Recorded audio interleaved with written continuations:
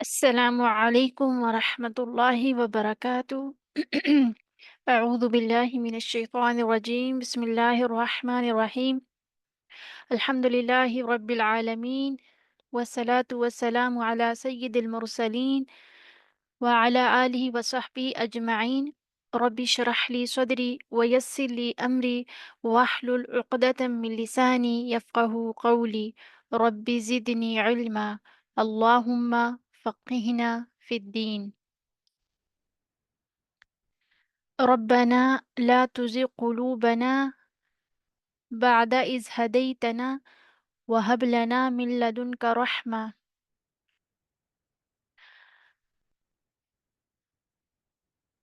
إنك أنت الوهاب اللهم اجعل عملي كله صالحا واجعله لوجهك خالصا ولا تجعل لأحد فيه شيئا اللهم اهد قلبي وسدد لساني واسلل سخيمة قلبي اللهم إنا نسألك عيشة نقية وميتة سوية ومردا غير مخز ولا فاضح اللهم حبب إلينا الإيمان وزينه في قلوبنا وكره علينا الكفر والفسوق والعصيان اللهم أرنا الحق حقا وارزقنا اتباعه وأرنا الباطل باطلا وارزقنا اجتنابه الحمدللہ آج ہمارا ڈے نمبر 16 ہے۔ اس سے پہلے آپ سب اپنا حال بتائیے، ٹھیک ہے؟ سب خیریت سے ہیں؟ ماشاء اللہ۔ آج ہمارا ڈے نمبر 16 ہے انشاءاللہ، اور اس کے ریگارڈنگ اس کے انڈر ہم جو ٹاپک آج کور کریں گے وہ ٹاپک پہلا جو ہے اس میں توحید ربوبیت ہے پہلا ٹاپک۔ اس کے بعد انشاءاللہ ہم آیت نمبر 2 پہ جائیں گے، اور اس میں ہمارے پاس 2 ٹاپکس ہیں۔ لیٹس سی ہم کتنا کور کر پاتے ہیں، آئی ڈونٹ نو، لیکن ٹاپک میں اس لیے بتا دیتی ہوں تاکہ آپ کا جو ہے وہ ایک تو انٹرسٹ برقرار ہے کہ اچھا ہم آج کیا پڑھنے لگے ہیں، اور شروع میں تھوڑا انٹرو ہو جاتا ہے کہ آج ہم کیا کیا پڑھیں گے، لیکن جو میں بتاتی ہوں ضروری نہیں وہ سب کور ہو سکے، اور جو نہیں کور ہوتا وہ پھر ہم اگلے ویک پہ لے جاتے ہیں، کیونکہ ہم نے چیزیں گو تھرو تو کرنی ہے، گزرنا بھی ہے، لیکن ہمیں کوئی جلدی نہیں ہے۔ ہم بہت آرام سے سکون سے چیزوں کو سیکھیں گے، سمجھیں گے، کوئی جلدی نہیں ہے، کیونکہ ہمیشہ ہم جلدی میں رہتے ہیں۔ اپنی روزمرہ روٹین میں کچن میں جا رہے ہیں تو جلدی سے برتن اٹھا رہے ہیں، اور جلدی سے جو ہے وہ فریج کھول رہے ہیں، اور ایک ہر چیز میں ہری ہے، جلدی ہے۔ تو قرآن اور دین کا جو معاملہ ہوتا ہے نا، اس میں ہمیں بالکل جلدی نہیں کرنی۔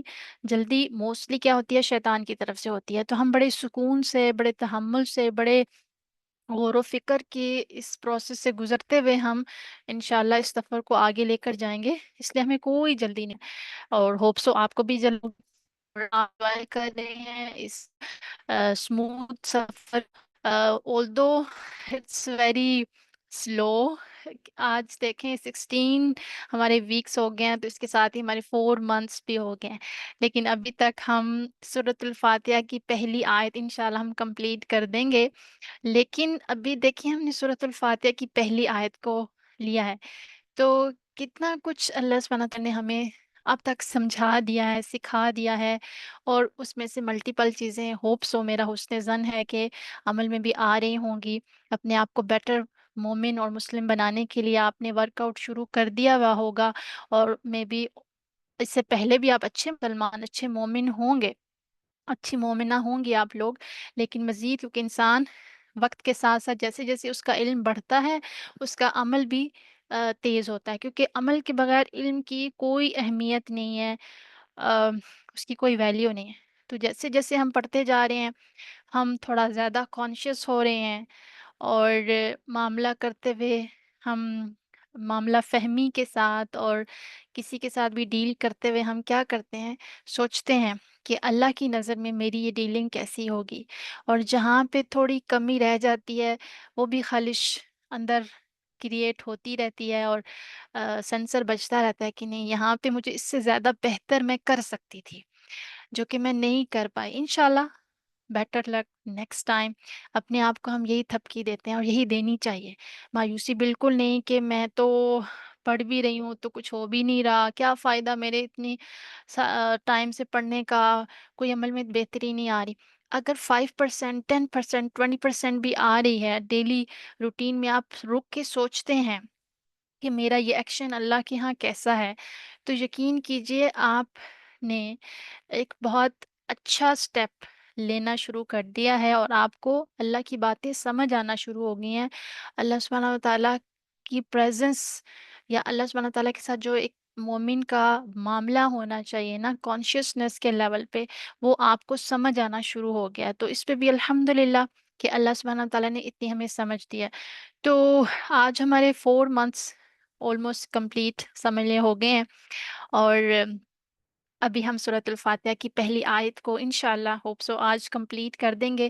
اس کے ریگارڈنگ بھی اگر ہم اس کو جتنا بھی اسٹریچ کریں ہم کر سکتے ہیں. لیکن جو بہت موسٹ امپورٹنٹ ضروری چیزیں تھیں وہ ہم نے آلموسٹ کور کی ہیں.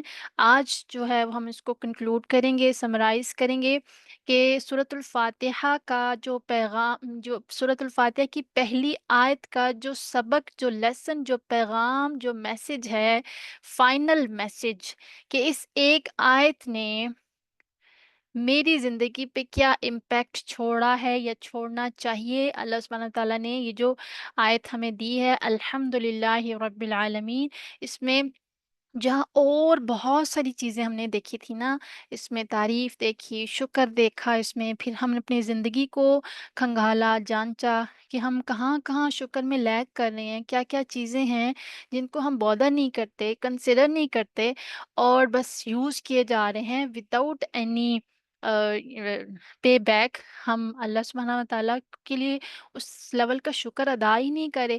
وہ ہم نے ساری چیزیں دیکھی.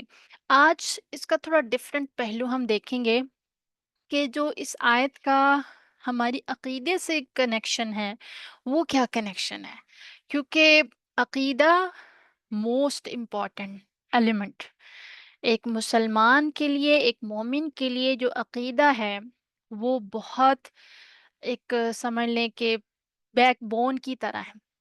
اگر آپ کی بیک بون میں پرابلم ہے تو بھلے آپ کے اعمال جتنے بھی اچھے ہوں، جتنے بھی چیریٹی ورک کیے ہوں، جتنے بھی آپ نے نمازیں پڑھی ہوں، لیکن اگر عقیدہ درست نہیں ہے تو مسئلہ ہے، خرابی ہے. پھر کوئی گارنٹی نہیں ہے کہ قیامت کے دن ہمارے ساتھ کیا معاملہ ہوگا. اسٹل گارنٹی ابھی بھی نہیں ہے، ہمیں نہیں پتا ہمارے ساتھ کیا معاملہ ہوگا. لیکن عقیدہ، ہمارے سلف کہتے ہیں کہ اگر کسی بندے کا عقیدہ درست ہے تو اس کے بارے میں امید کی جا سکتی ہے کہ اللہ سبحانہ تعالیٰ اس کو بخش دیں گے، اللہ سبحانہ تعالیٰ اس کے ساتھ اچھا معاملہ فرمائیں گے، یہ امید کی جا سکتی ہے. لیکن اگر بیک بون، آپ کی روٹ، آپ کی بیس، آپ کی فاؤنڈیشن میں ہی پرابلم ہے تو آ، پھر کیسی امید کہ ہم بغیر روٹ کے اور بغیر فاؤنڈیشن کے ہم عمارت کھڑی کریں اور ہم کہیں کہ ہم کامیاب ہو جائیں گے. تو اس لیے اس چیز کو بہت ضروری یہاں پہ میں چاہتی ہوں کہ ہم اس سفر میں اپنے عقیدے کو بھی درست کریں. کیونکہ جب سے ہم پیدا ہوئے ہیں نا، آ، ہمارا ایمان تو ہوتا ہے الحمدللہ، جو یعنی کہ ایمان کے جو 6 پوائنٹس ہیں ہمارا ان پہ ایمان ہوتا ہے. لیکن سم ہاؤ ایسا ہوتا ہے کہ کبھی کبھی ہمارے عقیدے میں کچھ ایسی چیزیں ہوتی ہیں جو علم کی بیس پہ نہیں ہوتی، یعنی کہ ہمارے پیرنٹس کی طرف سے آئی ہوتی ہے، اور بس جو ادھر ادھر سے ہم نے سن لیا بس اسی کو اڈاپٹ کر لیا. ایسی بہت ساری چیزیں ہوتی ہیں، وہ انشاءاللہ وقت کے ساتھ ساتھ میں اس کو انڈیکیٹ کرتی رہوں گی کہ ہم کہاں کہاں عقیدے میں لیک کر رہے ہیں، کہاں کہاں عقیدے میں ہماری ویکنس آ رہی ہے. تو اس میں سے پہلی جو آج ہم اپنے عقیدے کو اسٹرانگ کریں گے نا، جو پہلا اٹیمپٹ آج ہم کرنے جا رہے ہیں اپنے عقیدے کو مضبوط کرنے کے لیے، اور اس کے ساتھ انشاءاللہ آگے بھی جہاں جہاں عقیدے کا ایلیمنٹ آئے گا، عقیدے کی بات ہوگی، میں انشاءاللہ وہاں پہ ضرور اس رک کے ہم اپنے عقیدے کو چیک کریں گے، مضبوط کریں گے، اور اس کے بارے میں جو فیئر آنسر ہے اپنے آپ کو دیں گے کہ ہاں یہاں پہ میرا عقیدہ کیسا ہے. ٹھیک ہے. تو عقیدہ درست ہونا بہت ضروری ہے. اور ایون جو آگے والی آیت آ رہی ہے نا، اس میں جو الرحمن الرحیم جو نام ہیں، ان کے بارے میں بھی، یعنی کہ اللہ سبحانہ تعالیٰ کے جو دو نام ہیں نا، ان کے بارے میں بھی کچھ لوگوں کا عقیدہ درست نہیں تھا، جس کی وجہ سے کیا ہوا کہ دنیا میں بھی ان کے ساتھ ایسا معاملہ ہوا. وہ انشاءاللہ ہم آگے جا کے پڑھیں گے کہ ان کے ساتھ دنیا میں بھی ان کو سزائیں دی گئیں اور ان کے اوپر حد لگائی گئی، کیونکہ ان کا عقیدہ الرحمن الرحیم کے بارے میں درست نہیں تھا. یہ نہیں تھا کہ وہ مسلمان نہیں تھے، وہ اپنے آپ کو مسلمان کہتے تھے، لیکن الرحمن الرحیم یا پھر اللہ کے نام اور صفات کے بارے میں ان کا عقیدہ درست نہیں تھا، جس کی وجہ سے ان کو اس دنیا میں بھی ان کے اوپر حد لگی، اور پھر آخرت میں تو جو اللہ سبحانہ تعالیٰ ان معاملہ کریں گے، یہ تو اللہ ہی بہتر جانتے ہیں. تو بات کرنے کا مقصد کیا ہے کہ صرف مسلمان ہونا کافی نہیں ہے. مسلمان کے ساتھ ساتھ عقیدے کا درست ہونا، فیئر ہونا، ایک ایک چیز میں کلیئرٹی آف مائنڈ ہونا کہ اللہ سبحانہ تعالیٰ کے اوپر ہمارا ایمان ہے، تو ایمان کس لیول کا ہے، کس طرح کا ہے، اور کہاں کہاں ہمیں کتنی بات ماننی ہے، کتنی بات سمجھنی ہے، اور کس حد سے آگے نہیں جانا. اب جیسے میں ایک سمپل سی بات کروں، جیسے اللہ سبحانہ تعالیٰ ہم نے بچپن سے پڑھا اللہ سبحانہ تعالیٰ ہر جگہ موجود ہے. پڑھا نا ہم نے، اللہ سبحانہ تعالیٰ ہر جگہ موجود ہے. اب موسٹلی اب بڑے ہو جاتے ہیں، بچوں والے ہو جاتے ہیں، اچھی خاصی جو ہے وہ ایج کے ہو جاتے ہیں، لیکن عقیدہ یہی ہے. کیوں؟ اس لیے کہ ہم نے یہی سنا ہے. جبکہ قرآن میں اللہ سبحانہ تعالیٰ میں کیا فرماتے ہیں کہ اللہ سبحانہ تعالیٰ تو اپنے عرش پر مستوی ہے، اللہ سبحانہ تعالیٰ اپنے عرش پہ ہیں. لیکن ہمارا عقیدہ اس کے مطابق کیا ہونا چاہیے کہ اللہ اپنے علم، اپنی قدرت اور اپنی رحمت کے حساب سے ہر جگہ ہے، لیکن اللہ کا وجود جو ہے وہ عرش پہ ہے. ٹھیک ہے؟ ہم یہ نہیں کہہ سکتے کہ اللہ ہر جگہ اپنے وجود کے ساتھ موجود ہے. تو یہ دیکھیں کتنی امپورٹنٹ بات ہے، اور شروع سے ہم یہی سمجھتے آ رہے ہیں. تو اس چیز کو کلیئرٹی کے ساتھ سمجھنا بہت ضروری ہے. اسی طرح اللہ سبحانہ تعالیٰ اپنے عرش پر مستوی ہیں. ٹھیک ہے؟ اب اگر آپ کوئی پوچھے کہ اللہ سبحانہ تعالیٰ کیسے مستوی ہیں، یعنی کہ جو سٹنگ کی پوزیشن ہے وہ کیسی ہے، تو یہ ہمیں نہیں معلوم. اس کے بارے میں ہمیں پتہ ہونا چاہیے. اس کے بارے میں امام ابن تیمیہ سے کسی نے سوال کیا کہ اللہ سبحانہ تعالیٰ کے عرش کے اوپر بیٹھنے کی جو کیفیت ہے وہ کیا ہے. تو انہیں بڑا غصہ آیا، انہوں نے بڑے جو ہے وہ غصے سے اور اینگری ہو کے جواب دیا کہ جو رحمان عرش پر مستوی ہیں، دس از معلوم. ٹھیک ہے، یہ ہمیں معلوم ہے، بٹ کیفیت مجہول. کیفیت کیا ہے، دا کنڈیشن، یہ مجہول ہے، یہ ہمیں نہیں پتہ. اور ہمارا ایمان اسی پہ ہی ہونا چاہیے کہ جو چیز ہمیں بتا دی گئی ہے ہمارا اس پہ ایمان ہے، یقین ہے، ہمارا عقیدہ مضبوط ہے. اس سے آگے ہم نے نہیں جانا. یہ ہماری دس از اے لمٹ. ٹھیک ہے، دس از اے باؤنڈری. ہم اس باؤنڈری سے آگے کراس نہیں کریں گے. تو اللہ سبحانہ تعالیٰ عرش پہ مستوی ہے، دس از معلوم، یہ معلوم ہے ہمیں، بٹ ہاؤ، کیفیت، کنڈیشن، دس از مجہول، وی ڈونٹ نو. اور ہمیں اسی پر ایمان رکھنا ہے. تو یہ ایک چھوٹی سی دو مثالیں تھیں عقیدے کے معاملے کو سمجھنے کی، کہ اس کی سنگینی اور اس کی سینسٹیوٹی کو جاننا کتنا ضروری ہے. کہ ہلکا سا ایک نقطہ ادھر سے ادھر لگ گیا یا پھر ایک بات ادھر سے ادھر ہو گئی تو عقیدہ کتنا ڈسٹرب ہو سکتا ہے ہمارا. تو اس لیے آج ہم اس آیت کو اپنے عقیدے سے لنک کریں گے، اور اس میں جو عقیدہ ہمیں، جو توحید کا سبق ہمیں مل رہا ہے وہ کیا ہے، توحید ربوبیت. یعنی یہ آیت ہمیں کس چیز کی دعوت دے رہی ہے، یا کون سا عقیدہ ہمارے اندر مضبوط کر رہی ہے، مزید اسٹرانگ کر رہی ہے یہ آیت، توحید ربوبیت. اب یہ کیا ہے، یہ اس کے بارے میں جاننا انشاءاللہ ہم جانتے ہیں. اب یہ جو آیت ہم نے پڑھی، الحمد للہ رب आलमीन। अल्लाह कौन है? अल्लाह सुब्हानहू व तआला ने इस आयत में अपना तारुफ करवाया, और बेहतरीन तारुफ करवाया, खूबसूरत तरीके से अपना तारुफ करवाया है। अल्लाह सुब्हानहू व तआला वो है जो तमाम जहानों का पालने वाला है, रब्बिल आलमीन। रब हमने लास्ट टाइम पढ़ा था, रब किसको कहते हैं? एक दफ़ा हम थोड़ी सी समराइज इसको कर लेते हैं ताकि एक टेम्पो बन सके आपका, कि रब किसको कहते हैं। रब के 5 मीनिंग याद है आपको? भूल तो नहीं गए? ज़रा लिखें चैट में, गिनवाएं मुझे। नंबर 1, रब का पहला मीनिंग, जल्दी जल्दी लिखिए। मालिक, वेरी गुड। रब का दूसरा मीनिंग, पालने वाला। नहीं, दूसरा जो हमने एग्जैक्ट लिए थे। रब का पहला मीनिंग मालिक, then Syed, yes Syed, and then तीसरा मुनइम, नाम, इनाम देने वाला, तोहफे देने वाला। और चौथा, चौथा क्या था? अलमुरब्बी, यस, तरबियत करने वाला, मुरब्बी। और पांचवा अल कय्यम, ठीक है, कायम रखने वाला। तो ये जो हमने 5 मीनिंग पढ़े थे, यानी कि मालिक यानी पालने वाला, मालिक परवरदिगार, परवरिश करने वाला, मुरब्बी, और उसमें फिर तरबियत के सारे एलिमेंट्स आ जाते हैं, ख्याल रखने वाला, केयरिंग, डिवाइन केयर, और उसमें ये सारी चीज़ें थी। और जिसने, वो रब कि जिसने अल्हम्दुलिल्लाह किस लिए है, पहला जो सबक अल्लाह ने हमें इसमें पढ़ाया है कि हम्द और तारीफ और शुक्र उस अल्लाह के लिए क्यों है?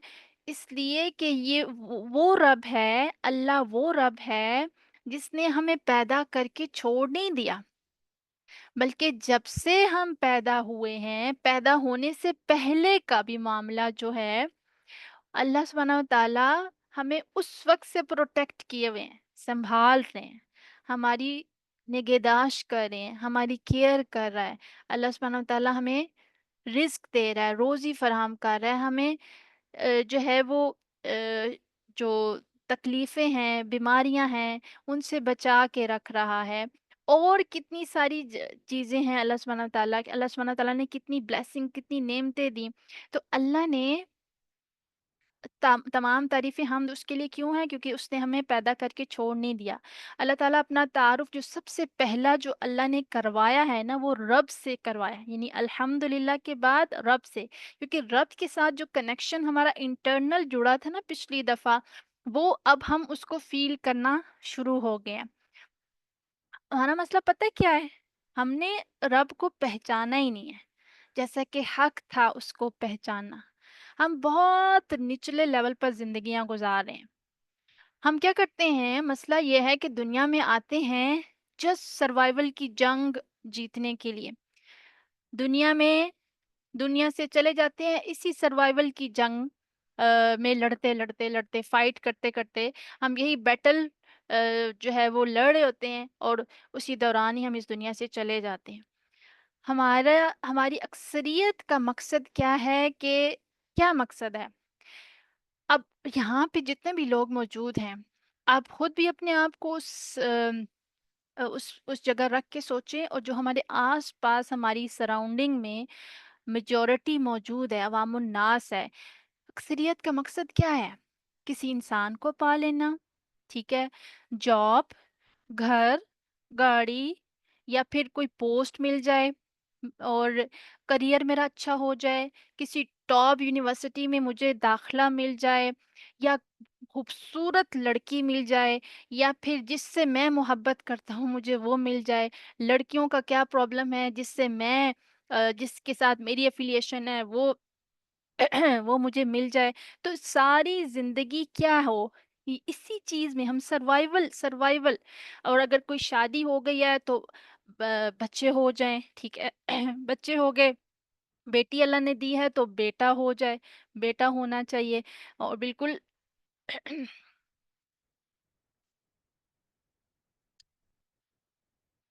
تو ہماری ساری زندگی کیا ہے، اسی اوربٹ کے گرد گھومتی رہتی ہے، سروائیول کی جنگ، اور خوار ہوتے رہتے ہیں اسی میں۔ اسی پہ اللہ تعالیٰ کیا فرماتے ہیں، ضعف الطالب والمطلوب، کہ کمزور کی طلب نے تمہیں کمزور بنا دیا۔ سبحان اللہ، ہاؤ بیوٹیفل اسٹیٹمنٹ، کہ کمزور کی طلب نے تمہیں کمزور بنا دیا ہے۔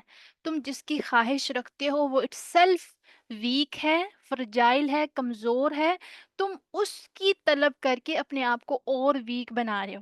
اور یہ ساری چیزیں کیا ہیں، یہ ساری چیزیں الضعف الطالب والمطلوب، بیوٹیفل۔ اللہ سبحانہ تعالیٰ نے ہماری جو نفسیات ہے نا، اور ہماری جو ہم جس سراب کے پیچھے بھاگ رہے ہیں نا، سراب کو جانتے ہیں؟ کبھی آپ دھوپ میں گاڑی میں جا رہے ہوں، اور موٹر وے پہ یا ہائی وے پہ جا رہے ہوں، اور آپ اپنی گاڑی میں ڈرائیو کریں یا چلیں بیٹھے ہوئے ہیں، ویسے آپ کو دور سڑک پہ لگ رہا ہوتا ہے جیسے پانی ہے، ٹھیک ہے، صحیح تپتی دھوپ ہے اور آپ کو لگ رہا ہوتا ہے پانی ہے۔ کسی نے ایکسپیرینس کیا ہے خود، مطلب اپنی ان سر کی آنکھوں سے ایکسپیرینس کیا؟ یس، آپ کو دور سے لگ رہا ہوتا ہے پانی ہے، اور آپ حیران ہوتے ہیں، مطلب اوپر اتنی کڑی دھوپ ہے، یہاں پانی کیا کسی نے گرایا ہوگا؟ لیکن جیسے ہی آپ جاتے ہیں وہاں پانی نہیں ہوتا۔ تو بالکل یہی معاملہ ہے ہمارا، کہ ہم بھی کیا ہے، اس سراب کے پیچھے بھاگ رہے ہیں، کہ جس نے نہ ہمیں کمپلیٹ حاصل ہونا ہے، اور نہ ہم اس سے جان چھڑوا پا رہے ہیں اپنی۔ اللہ سبحانہ تعالیٰ ہمیں ان ساری چیزوں سے ہٹا کے اپنا بنانا چاہ رہے ہیں، لیکن ہم ہیں کہ ہم ان چیزوں کے پیچھے بھاگ رہے ہیں۔ تو ضعف الطالب والمطلوب، کمزور کی طلب نے تمہیں کمزور بنا دیا، نہ راتوں کی نیندیں حرام ہے، دن کا چین حرام ہے، ان سب جنگوں کے پیچھے، ان سب بیٹلز اور فائٹس کے پیچھے۔ اب سوال کیا ہے، اب اگر یہ ساری جنگیں نہیں لڑنی تو پھر کرنا کیا ہے؟ اگر ہمیں سروائیول کی جنگ نہیں لڑنی تو کرنا کیا ہے؟ دیکھیں، رب کا نام لینا ضرورت کے لیے، اور رب کا نام لینا محبت کے لیے، دونوں میں فرق ہے۔ ہم رب کا نام کب لیتے ہیں؟ جب ہماری اپنی ضرورت ہوتی ہے۔ ہم نماز پڑھ رہے ہوتے ہیں نا، اور دل میں یہ خیال ہوتا ہے کہ اچھا، نماز کے بعد میں میری فلاں ضرورت کے لیے دعا کروں گی، اس لیے پہلے چلو نماز پڑھ لیتی ہوں، پھر اس کے بعد مجھے اپنی ضرورت کے لیے دعا بھی تو کرنی ہے نا۔ تو نام اللہ کا لینا ضرورت کے لیے، رب کا نام لینا ضرورت کے لیے، اور رب کا نام لینا محبت کے لیے، ہیوج ڈفرنس بٹوین۔ ہمارے ہاں اکثریت رب کے ناموں کو، یا پھر اللہ سبحانہ تعالیٰ کے نام، کیونکہ یہ دیکھیں آ، اس سورۃ الفاتحہ میں نا ہمیں ملٹیپل نیمز مل رہے ہیں، تو ان نیمز کا یا ان ناموں کا صحیح عقیدہ ہونا، یا صحیح یوز ہم نے کہاں کرنا ہے، ہماری لائف میں، ہمارے ایمان پہ، ہمارے عقیدے پہ اس کا امپیکٹ کیسا ہونا چاہیے، یہ جاننا بہت ضروری ہے۔ کیونکہ ہمارے یہاں اکثریت ان ناموں کو کیسے یوز کرتی ہے، کیا یوز کرتی ہے، یہ نام اتنی دفعہ پڑھ لو شفا مل جائے گی، تمہارے فاقے دور ہو جائیں گے، فلاں نام تم اتنی دفعہ پڑھ لو رزق کی کمی دور ہو جائے گی، مشکل آسان ہو جائے گی، جاب مل جائے گی۔ مطلب آپ یوٹیوب بھی کھولتے ہیں، تھم نیل اس طرح کے ہوتے ہیں کہ انسان کہتا ہے کہ اللہ ہدایت دے، اور ہم، اور اس ویڈیو کے نیچے کتنے لائکس آئے ہوئے ہوتے ہیں، کوئی بھی اوپر تھم نیل آپ بڑا تھرلنگ سا ڈال دیں، اور لکھتے ہیں یہ اللہ کے نام آپ اتنی دفعہ پڑھیں تو آپ کی پسند کی شادی ہو جائے گی، ٹھیک ہے، آپ کو جاب مل جائے گی، آپ کی ہر پریشانی دور ہو جائے گی، اور آپ فوراً سے کلک کرتے ہیں، اچھا یہ تو بڑا سستا فارمولہ ہے، اس کو کرتے ہیں، کیا ضرورت ہے 5 وقت نماز پڑھنے کی، کیا ضرورت ہے تہجد میں جاگنے کی، کیا ضرورت ہے اتنی ٹکرے مارنے کی، بس یہ سستا فارمولہ ہے، سستا سا نسخہ ہے، کرتے ہیں اور بس سائڈ پہ ہو جاتے ہیں۔ اور یہ ہماری سروائیول کی جنگ ہے، کیونکہ ہم سروائیو کر رہے ہیں، یہاں پہ سروائیول کی جنگ لڑ رہے ہیں، اور جہاں ہمیں ایسا نسخہ ملتا ہے ہم گر پڑتے ہیں اس کے اوپر، کہ ہمارے مسئلے کا حل ہے اس میں، چلو جی پھر تو یہ کرنا ہی چاہیے۔ اللہ سبحانہ و تعالیٰ نے اللہ کے یہ خوبصورت پیارے پیارے جو نام ہیں نا، اللہ نے ان کو کہا ہے کہ ان کے ذریعے مجھے ان کے ذریعے پکارو، فدعوہ بہا، ان کے ذریعے مجھ سے دعا کرو۔ یہ بالکل بھی نہیں کہا کہ میرا فلاں نام تم 100 دفعہ پڑھو گے تو تمہاری یہ پریشانی دور ہو جائے گی، تم میرا فلاں نام یا سلام یا سلام یا سلام پڑھتے رہو گے اور تمہیں تمہاری ہر مشکل کی آسانی مل جائے گی، تمہاری ہر خواہش پوری ہو جائے گی۔ ایسا کسی حدیث میں ہمیں نہیں ملتا۔ تو جو رائٹ یوز ہے نا، جو رائٹ ہر ہر چیز کو اگر ہم اس کے حق سے ہٹا دیں گے، اس کی اپنی پلیس سے ہٹا دیں گے تو دیٹ از ظلم۔ ظلم کا میننگ کیا ہے؟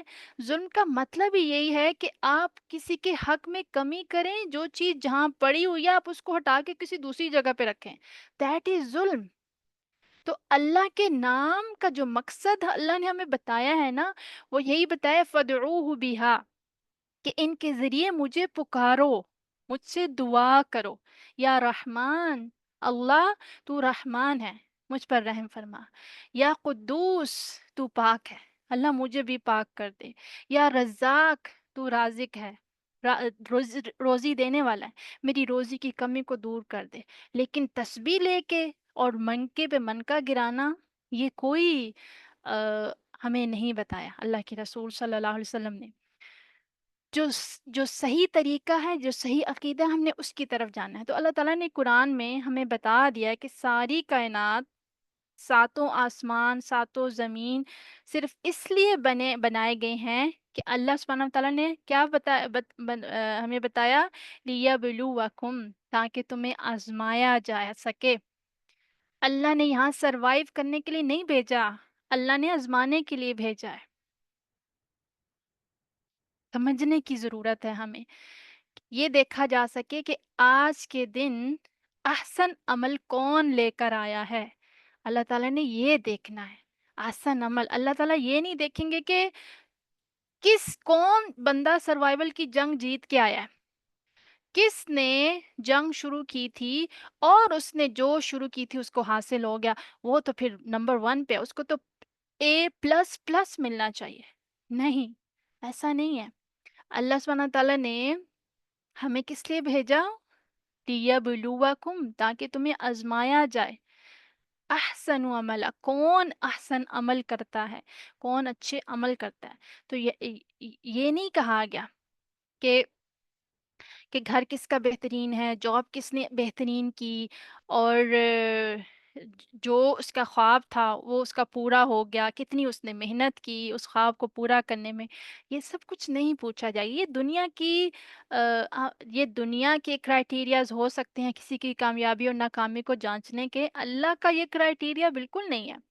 اللہ تو یہ دیکھتے ہیں کہ کس نے احسن عمل کیے، کس نے کانشیسنس کے لیول پہ زندگی گزاری، نہ کہ سروائیول کے لیول پہ زندگی گزاری، نہ کہ دنیا کے پیچھے بھاگ بھاگ کے۔ تو وہ رب جو ہمیں ہماری کوششوں کے مطابق پرکھے گا، وہ رب جو ہر ایک کو ایک ہی لائن میں کھڑا نہیں کرے گا، بلکہ اس کی سٹرگل دیکھے گا، اس کی قربانیوں کو، اس کی سیکریفائزز کو دیکھے گا۔ وہ دنیا کی نظر میں بھلے ناکام ہو، کسی کھاتے میں نہ آتا ہو، کسی کے منہ پہ اس کا نام نہ ہو، وہ دنیا میں جتنا ویک، فرجائل، کمزور، ضعیف انسان ہو، اللہ کی نظر میں کیسا ہے یہ رب جانتا ہے، یہ اللہ کو معلوم ہے۔ تو بات کا جو سمیٹتے ہوئے کنکلوژن کیا ہے کہ رب کسے کہتے ہیں؟ رب وہ ہے کہ جس کا دیا ہوا امتحان پاس کرنے کے لیے ہم اس دنیا میں آئے ہیں، جس کا وعدہ ہم کر کے آئے ہیں۔ کہاں پہ؟ الست بربکم، ہم وہاں پہ یہ وعدہ کر کے آئے ہیں۔ اللہ سبحانہ تعالیٰ نے ہماری روحوں کو جب پیدا کیا تھا نا، تو پوچھا تھا ہم سے، سب سے اوتھ لیا تھا، میری اور آپ سب کی روحیں اس کے اندر موجود تھیں، اور اللہ نے کیا پوچھا تھا؟ الست بربکم، کئی دفعہ ہم یہ عہد پڑھ بھی چکے ہیں، پتہ بھی ہے ہمیں، لیکن یاد کتنا رہتا ہے ہمیں؟ اللہ تعالیٰ نے یہ نہیں پوچھا تھا اس عہد میں، اس اوت میں بھی، الست بخالقکم بخالقکم، کہ میں تمہارا کیا خالق ہوں؟ نہیں، اللہ نے کیا پوچھا تھا؟ الست بربکم، کیا میں تمہارا رب ہوں؟ کیونکہ ہم سب کو پتا ہے کہ خالق اللہ ہی ہے۔ ایک ہندو سے بھی پوچھیں نا، ایک نان مسلم سے بھی پوچھیں، تو وہ بھی کہے گا کہ اللہ نے ہمیں بنایا ہے، اللہ نے پیدا کیا ہے۔ رب کیوں کہا؟ کیونکہ ہم اس کے ساتھ اوروں کو بھی رب بنا لیتے ہیں۔ اس دنیا میں بھی، اس دنیا میں اللہ سبحانہ و تعالیٰ نے ہمیں بھیجا ہے تو الست بربکم کے اوتھ کے ساتھ بھیجا ہے، کہ دنیا میں جا کے بھول نہ جانا، وہاں پھر مجھے رب مانا ہے تو پھر وہاں پہ بھی مجھے ہی رب ماننا، چھوٹے چھوٹے خداؤں کو رب نہ بنا لینا۔ اب اب یہ بات ہونا تو ہم کہتے ہیں ہم تو بتوں کی پوجا نہیں کر رہے، یہ تو ہو رہی ہے نان مسلمز کی بات جو بتوں کی پوجا کرتے ہیں، کہ ہمارے بھی چھوٹے چھوٹے خدا ہوتے ہیں، ہماری بھی خواہشیں جو ہوتی ہیں نا، کبھی کبھی ہم ان کا گلا نہ گھونٹیں تو یہ بہت بڑے بت بن جاتے ہیں پھر ایک وقت کے ساتھ۔ اور یہ ہر ایک کی زندگی کا ایکسپیرینس ہوگا، میں ایسے ہوا میں نہیں بات کر رہی۔ ہمارے اندر جو بھی خواہش اٹھتی ہے اور وہ خواہش اس دنیا سے ریلیٹڈ ہوتی ہے، اگر ہم اس خواہش کا کلا کما نہیں کرتے آن دا ٹائم، تو وہ ایک دن دیو ہیکل آئیڈل بن جاتی ہے ہمارے سامنے، ایک بڑا بت بن جاتی ہے جس کو گرانا انتہائی مشکل ہو جاتا ہے ہمارے لیے۔ تو اس لیے ہمیں بڑا ماڈریٹ وے میں زندگی گزارنے کی ضرورت ہے، اپنی خواہشات پہ قابو پانے کی اشد ضرورت ہے۔ اللہ نے جو ہمارے حق میں لکھا ہے نا، جو ہماری قسمت میں لکھا ہے، اللہ ہمیں عطا کر دیں گے، ہمیں اس پہ یقین ہونا چاہیے۔ ہمیں اس خواہش کے پیچھے اپنا آپ گھلانا نہیں چاہیے، کیونکہ اس سے تو پھر اللہ کی حق تلفی کر رہے ہیں نا ہم اللہ سبحانہ و تعالیٰ کو ٹاپ پرائورٹی پہ رکھنے کے بجائے ہم اپنی اس خواہش کو ٹاپ پہ رکھ رہے ہیں، ٹھیک ہے؟ تو ہم کیا کرتے ہیں اس دنیا میں آ کے؟ کبھی ہمارے رب والدین ہوتے ہیں، کبھی شوہر، کبھی اولاد، کبھی کوئی دوست، کبھی پیسہ، کبھی مال، کبھی جاب، کبھی گاڑی، سوسائٹی، ٹھیک ہے؟ اور اسی تگدو میں ہم کیا کر دیتے ہیں؟ ہم ساری زندگی گزارتے رہتے ہیں، کسی نہ کسی کو اپنا ہم نے بت بنایا ہوتا ہے۔ اب ہر ایک کو خود پتا ہے کہ اس وقت میری زندگی میں بت کیا ہے میرا۔ اللہ نے کہا تھا، اللہ نے پوچھا تھا الست بربکم، اور ہم سب نے کہا تھا بلا شہدنا، ہم گواہ ہیں کہ آپ ہی ہمارے رب ہیں۔ پھر یہاں آ کے اس کے اپوزٹ کرنا، کیا یہ ناانصافی نہیں ہے؟ یہ اپنے اس اوت کے ساتھ ظلم نہیں ہے جو ہم کر کے آئے ہیں اللہ سبحانہ تعالیٰ سے؟ کیونکہ قبر میں بھی دیکھیں سوال کیا ہونا ہے، قبر میں بھی سوال ہوگا، من ربکم، من ربکم، تمہارا رب کون تھا؟ یہ نہیں کہا کہ تمہارا اللہ کون تھا، تمہارا خالق کون تھا، تمہارا رب کون ہے، تمہارا رب کون ہے؟ اب دیکھیں جب قبر میں یہ سوال ہوگا نا، تو یہ میموری کا ٹیسٹ نہیں ہے۔ ہم کہتے ہیں کس کو نہیں پتا، اللہ ہی رب ہے ہمارا، میں تو بڑی آسانی سے جواب دے دوں گی، من ربکم، یہ کون سا؟ یہ تو چھوٹے بچے کو بھی پتا ہے، 3 ایئر کے بچے سے بھی پوچھیں کہ ہمیں کس نے بنایا تو اللہ نے بنایا۔ یہ میموری کا ٹیسٹ نہیں ہے، اس کا جواب قبر میں وہی دے سکے گا جس نے رب کے تقاضوں کے مطابق زندگی گزاری ہوگی، وہی کہہ سکے گا کہ میرا رب اللہ ہے۔ اللہ کو رب ماننے کے تقاضے کیا ہیں؟ تقاضے کیا ہیں؟ اللہ کو رب ماننے کے تقاضے جب ہم پورے کرتے ہیں نا، تو پھر ہماری میں اور انا اور ایگو اور آئی می مائی سیلف کہیں نہیں ہوتا، کہیں نہیں ہوتا، پھر رب ہی ہوتا ہے میری زندگی میں بھی میرے 24/7 آورز میں بھی، میری عبادتوں میں بھی، میرے خیالات میں بھی، میری سوچوں میں بھی، میرے دل میں بھی، میرے دماغ میں بھی، میرے ایکشن میں بھی، ہر جگہ پھر رب ہی رب ہوتا ہے. پھر میری میں نہیں ہوتی وہاں پہ، میری مرضی نہیں ہوتی وہاں پہ. اللہ سبحانہ و تعالیٰ نے اس آیت میں جو ہمیں بہترین خوبصورت تعلیم دی ہے ابھی تک، صرف میں اس کو جو ہے وہ یعنی رب کے جو تقاضے ہیں رب ہونے کے، جو ہم نے رب کو رب مانا، میں نے اس کے اوپر تھوڑی سی بات کی ہے. اب ذرا توحید ربوبیت کے پوائنٹ آف ویو سے میں بات کرتی ہوں، پھر اس کے بعد انشاءاللہ ہم آیت نمبر 2 پہ چلیں گے. اچھا، ہم نے پڑھا کہ رب پالنے والا ہے، تربیت کرنے والا. کس کے لیے؟ تمام جہان کے لیے، ٹھیک ہے، تمام عالموں کے لیے. اب یہاں پہ دو باتیں واضح ہو گئیں کہ اللہ رب العزت ہر قسم کی حمد کا مستحق ہے. کیوں؟ کیوں؟ اس لیے کہ وہ اللہ ہے. پہلی بات تو یہ ہو گئی، الحمد للہ. دو باتیں، پہلی بات میں سے یعنی کہ دو باتوں میں سے پہلی بات کیا کہ اللہ رب العزت ہر قسم کی حمد کا مستحق ہے. اس لیے کیوں؟ اس لیے کہ وہ اللہ ہے. تو یہ ہوگی توحید الوہیت. آج ہم دو طرح کی توحیدیں پڑھیں گے. ایک ہے توحید الوہیت، ٹھیک ہے، الہ ہونا، معبود ہونا، ایک عبادت کے لائق، سجدے کے لائق، رکوع کے لائق، قیام کے لائق، عقیدت کے لائق، نظر و نیاز کے لائق، منتوں کے لائق، ہر قسم کی عبادت کے لائق کون ہے؟ اللہ. کیوں؟ اس لیے کہ وہ ہر قسم کی حمد کا مستحق ہے. اگر عبادت کا کوئی جز کسی اور کو ہم دیں گے، ٹھیک ہے، یہ جو پہلا عقیدہ ہے، پہلی جو توحید ابھی ہم نے ڈسکس کی ہے کہ رب کو الہ ماننا، توحید الوہیت، ٹھیک ہے، رب کو الہ ماننا. اگر ہم عبادت کا کوئی جز کسی اور کو دیں گے تو ہم نے کیا کیا؟ توحید الوہیت کی تقسیم کر دی، نعوذ باللہ، تقسیم کر دی. ٹھیک ہے،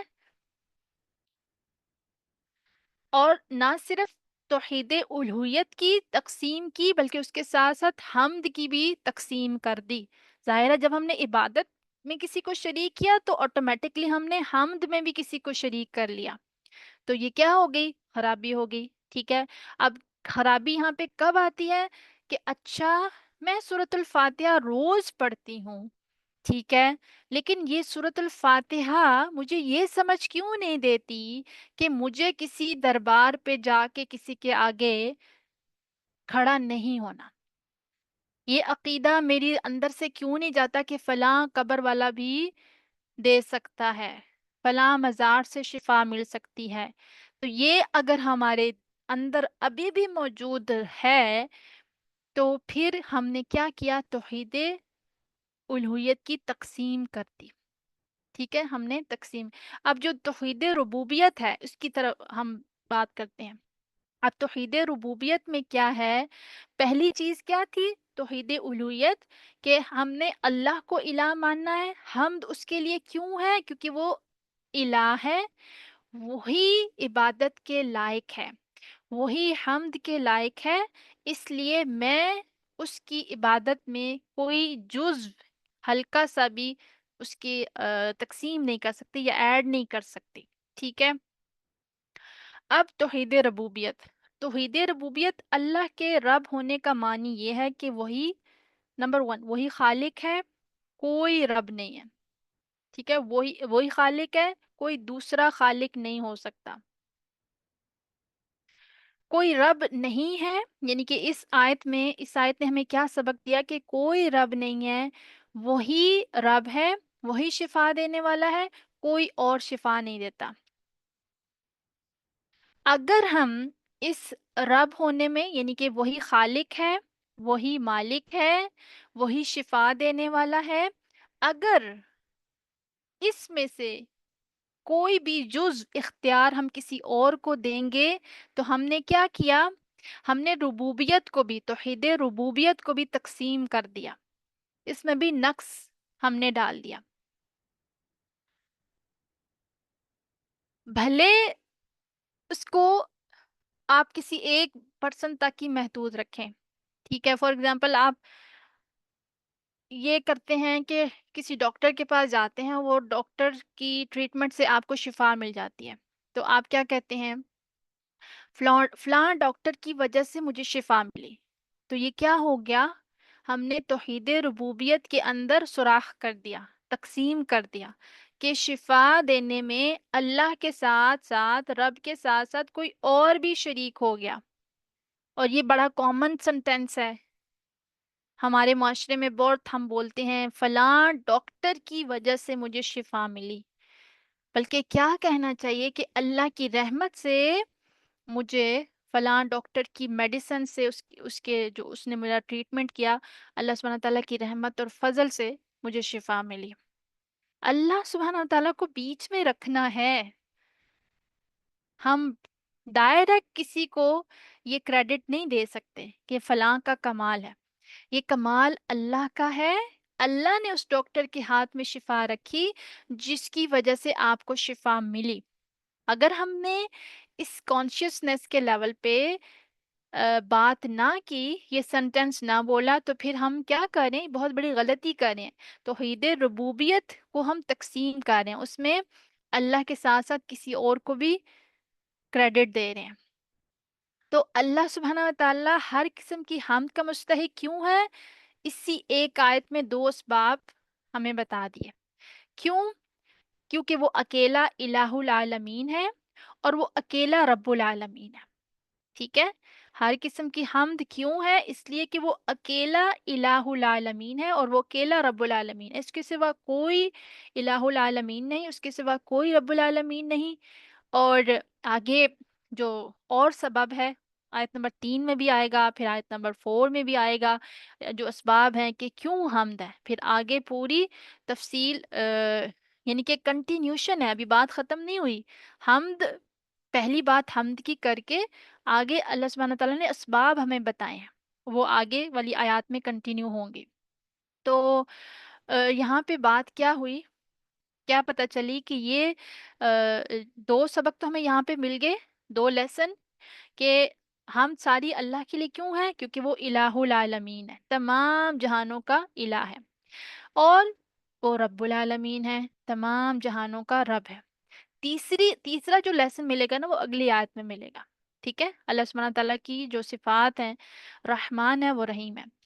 ابن قیم جو ہمارے اسکالر ہیں، ارلی اسکالرز میں سے، کلاسیکل اسکالرز میں سے، وہ کیا کہتے ہیں کہ اللہ تعالیٰ کے سارے نام، یعنی کہ یہ جو سورۃ الفاتحہ کا آغاز ہے نا، ان تینوں ناموں سے اللہ، رب اور رحمان، یعنی کہ سورۃ الفاتحہ کے آغاز میں ہی اللہ سبحانہ تعالیٰ نے اتنا زبردست تعارف اپنا کروایا ہے کہ اللہ کے جو سب سے زیادہ قریب نام ہے نا، اللہ نے وہ ذکر کیے.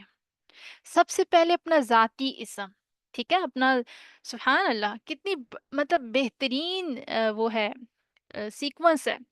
سب سے پہلے اللہ نے اپنا ذاتی نام بتایا، ذاتی تعارف کروایا.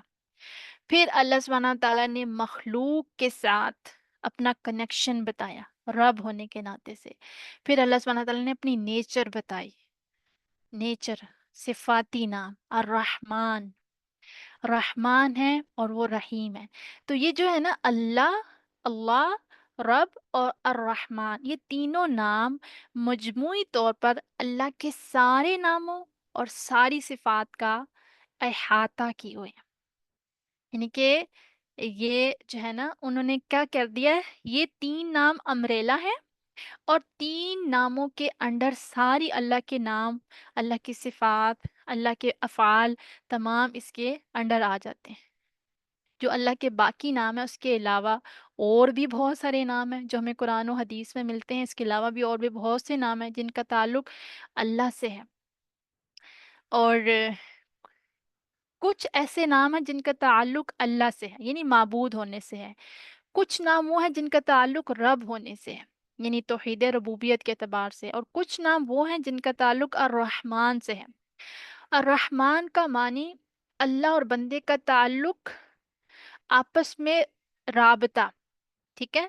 الرحمن کا معنی اللہ اور بندے کا آپس میں جو رابطہ ہے، اللہ کا رزاق ہونا، رازق ہونا، بندے کو روزی دینا، اس کی رحمت، یعنی کہ اس کی رحمت کس کے اندر ہے؟ رحمان کے اندر، بندے کو ہدایت دیتا ہے، اس کی رحمانیت کیا ہے؟ بندے کو ہدایت دیتا ہے، بندے کو صحت دیتا ہے، اور یہ ساری صفات اس کے ان تین نام کے اندر اللہ سبحانہ تعالیٰ کی تمام صفات، تمام نام، اسما، اس مجموعی طور پر اس کے اندر جمع ہو جاتے ہیں۔ سبحان اللہ، یہ ابن قیم کا قول ہے، جو کہ بہت ہی خوبصورت طریقے سے انہوں نے ڈسکرائب کیا۔ اب ان تین ناموں کی وجہ سے نا سورۃ الفاتحہ کو ام القرآن جو کہا جاتا ہے نا، اس کی جامعیت میں اور وسعت میں اور اضافہ ہو گیا۔ اللہ رب العالمین، ٹھیک ہے؟ رب العالمین اللہ، اور رب العالمین یعنی کہ الحمد للہ، اور رب العالمین الہ العالمین، اور رب العالمین، یہ، اور پھر آگے جو اگلا نام آ رہا ہے وہ انشاءاللہ ہم پڑھیں گے ابھی۔ تو ان تینوں ناموں نے مل کے اور زیادہ اسٹرانگ امپیکٹ چھوڑا ہے سورۃ الفاتحہ کے اندر، جو کہ ہمیں سمجھنے سے ہم قاصر تھے، اور اسٹل ابھی بھی ہیں۔ ہماری عقلیں بہت چھوٹی ہیں، ہماری سمجھدانی بہت چھوٹی ہے، ہمارے عقل میں وہی بات سما سکتی ہے جتنی جتنی کی کیپیسٹی ہے۔ لیکن اس سے زیادہ اب یہ نہیں کہ جتنی بات بتائی جا رہی ہے نا اللہ سبحانہ تعالیٰ کے الہ ہونے میں، رب ہونے میں، رحمان ہونے میں، اب اتنی ہی وسعت ہے، اس سے کہیں زیادہ وسعت ہے جو ہماری عقلیں نہیں اس کو کیری کر سکتی۔ تو تو تمام جہانوں کا رب ہونے کی اس کے تین حصے ہو گئے، ٹھیک ہے؟ اللہ تعالیٰ اکیلا تمام جہانوں کا خالق ہے، اور اللہ سبحانہ تعالیٰ قرآن میں کیا فرما رہے ہیں؟ خلق کل شعین فقدرہ تقدیرا، کہ ہر شے پیدا کی بہترین اندازے کے ساتھ، اور اللہ سبحانہ تعالیٰ کہہ رہے ہیں حل من خالق غیر اللہ، اللہ کے سوا کوئی اور خالق ہے؟ کوئی نہیں، کوئی ہو ہی نہیں سکتا۔ تو رب العالمین ہونے کا معنی جو ہمیں سمجھ آیا، ایک یہ کہ ایک اللہ تمام جہانوں کا خالق ہے، جب وہ خالق ہے تو خالق ہی معبود ہوتا ہے، کیونکہ اللہ سبحانہ تعالیٰ قرآن میں پوچھ رہے ہیں افمن یخلق کمن لا یخلق، جب پیدا کرنے والا پیدا نہ کیا پیدا کرنے والا اور نہ پیدا کرنے والا ایک جیسا ہو سکتا ہے؟ قطعاً نہیں، نہیں ہو سکتا۔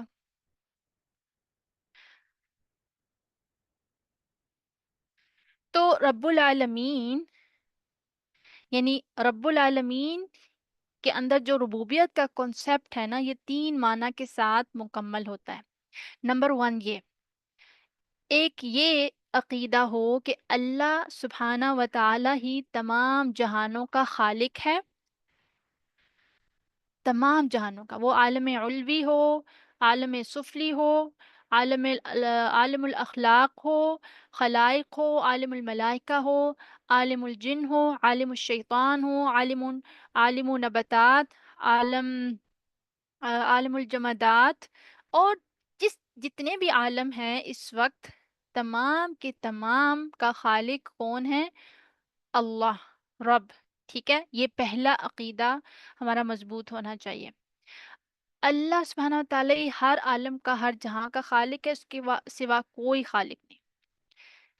قرآن میں اللہ سبحانہ تعالیٰ کیا فرماتے ہیں؟ یا ایہا الناس ضرب مثلا فاستمعوا لہ، لوگوں ایک مثال اللہ سبحانہ تعالیٰ بیان فرما رہا ہے، سنو اس کو۔ اور کیا مثال ہے؟ ان الذین تدعون من دون اللہ لن یخلقوا الذباب ولو اجتمعوا، جب تم جن کو اللہ کے سوا پکارتے ہو نا، وہ سارے معبودان باطلہ جو ہیں، مشرق کے ہوں، مغرب کے ہوں، شمال کے ہوں، جنوب کے ہوں، اوپر کے ہوں، نیچے کے ہوں، زمین کے ہوں، زمین کے اندر سے ہوں، زمین کے باہر کے ہوں، سب کو تم کیا کرو؟ جمع کر لو، اکٹھا کر لو، ٹھیک ہے؟ اور ایک مکھی مطلب یہ سارے جمع ہو جائیں اور ان کو کہا جائے ایک مکھی بناؤ، تو وہ ایک مکھی بھی نہیں بنا سکتے۔ اور کتنے کتنی صدیاں گزر چکی ہیں، ابھی تک یہ چیلنج موجود ہے، ابھی تک یہ چیلنج موجود ہے۔ کتنی ترقی ہو چکی ہے، لوگ چاند پہ پہنچ گئے ہیں اور ستاروں تک پہنچ گئے ہیں، اور خلا کو لوگوں نے ڈسکور کر لیا ہے، ایٹم بم بنا لیا ہے، کیا کچھ نہیں بنا لیا، کیا کچھ انویشن نہیں ہوگی، لیکن یہ چیلنج سٹل اپنی جگہ موجود ہے۔ یہ چیلنج آج تک کوئی پورا نہیں کر سکا کہ ایک مکھی بھی کوئی نہیں بنا سکا۔ تو پہلا عقیدہ کیا ہے کہ اللہ ہی رب ہے، اس کے سوا کوئی خالق نہیں ہے۔ نمبر 2 پہ کیا ہے؟ اللہ تعالیٰ ہی مالک ہے، اس کے سوا کوئی مالک نہیں ہے۔ اللہ سبحانہ و تعالیٰ نے اپنے ام، اللہ سبحانہ تعالیٰ نے اس خلق کو، ایسی اپنی اس کائنات کو پیدا کر کے چھوڑ نہیں دیا، اپنی مخلوق کو پیدا کر کے چھوڑ نہیں دیا، بلکہ اس خلق کا پورا مالک ہے۔ یہ ساری خلائق، یہ مخلوق اس کی مملوک ہے۔ اللہ اکیلا مالک ہے اور کوئی مالک نہیں ہے۔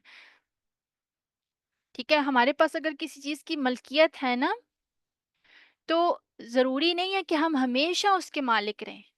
جیسے ہی ہماری آنکھ بند ہوتی ہے، ہم اس کو ڈسون، یعنی کہ وہ تو پیچھے وارثوں کا ہو جاتا ہے، ہمارا تو نہیں رہتا۔ لیکن اللہ سبحانہ و تعالی ہمیشہ سے مالک تھا، ہے اور مالک رہے گا۔ اس کی ملکیت میں کسی بھی ٹائم ڈس آرڈر نہیں آتا۔ ٹھیک ہے، تو اللہ سبحانہ و تعالیٰ قرآن میں کیا فرماتے ہیں کہ اللہ ہر چیز کا مالک کیوں ہے؟ کیونکہ ہر چیز کا خالق اللہ ہے، کوئی خالق نہیں ہے۔ مالک بھی وہی ہے، خالق بھی وہی ہے، کوئی خالق نہیں ہے۔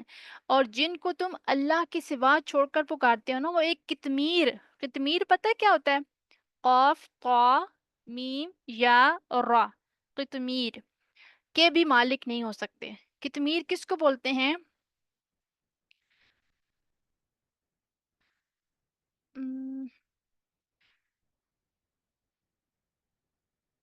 اسکرین کو پلیز مت یوز کریں، اس کے اوپر ایک سیکنڈ میں ذرا اس کو ریموو کر دوں۔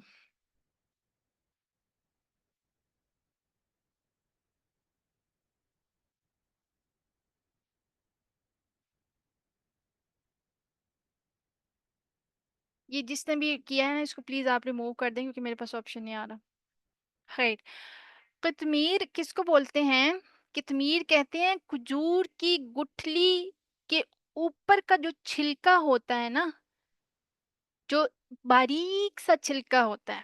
کبھی آپ نے ایگزامن کیا؟ ابھی بھی میرے سامنے کھجور کی ایک کیونکہ کلاس سے پہلے میں نے اس کو کیا تھا، کھائی ہے کھجور، تو بالکل میرے سامنے میں ایک اپنی آنکھوں سے دیکھ سکتی ہوں کہ بالکل باریک سی جھلی ہے کہ ہاتھ لگانے سے وہ یعنی کہ یا تو کٹھی ہو رہی ہے، تو یا اس کے اندر سوراخ ہو رہا ہے، یعنی کہ بالکل جس کا کوئی ویلیو نہیں ہے۔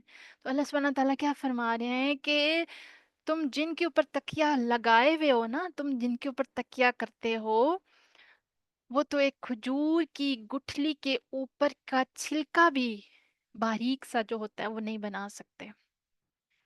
سبحان اللہ، ضعف الطالب والمطلوب، یہاں پہ بھی وہی مثال۔ اللہ رب العزت کی ہر شے اللہ نے جو بنائی ہے نا، یہ اس کے رب ہونے کا نشان دے رہی ہے، سائن ہے۔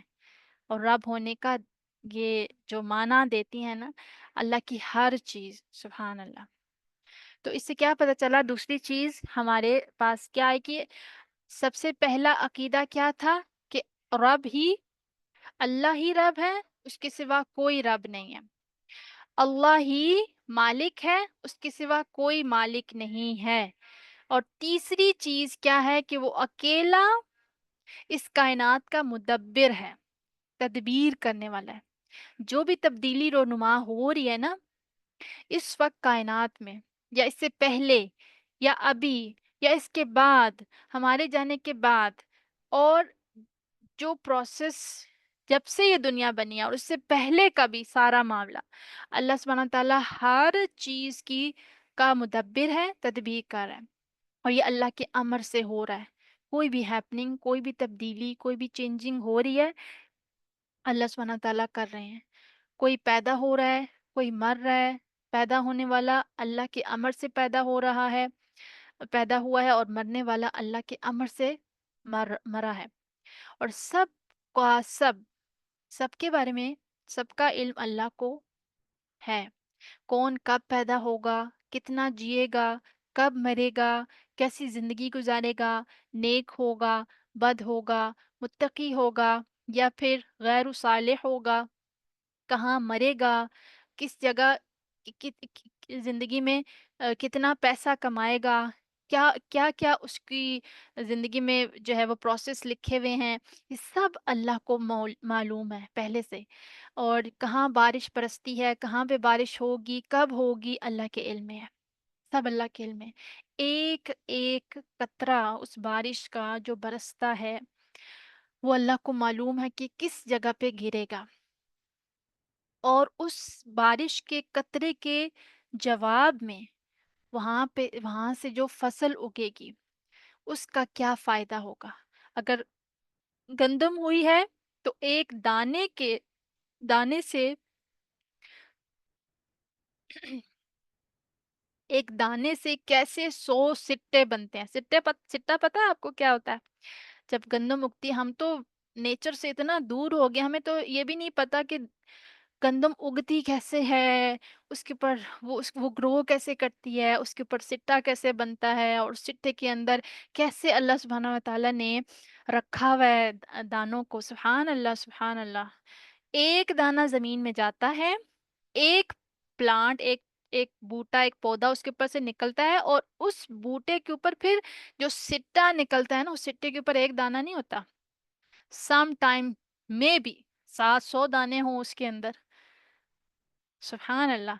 تو یہ کون کر رہا ہے؟ سب یہ سب اللہ کر رہا ہے۔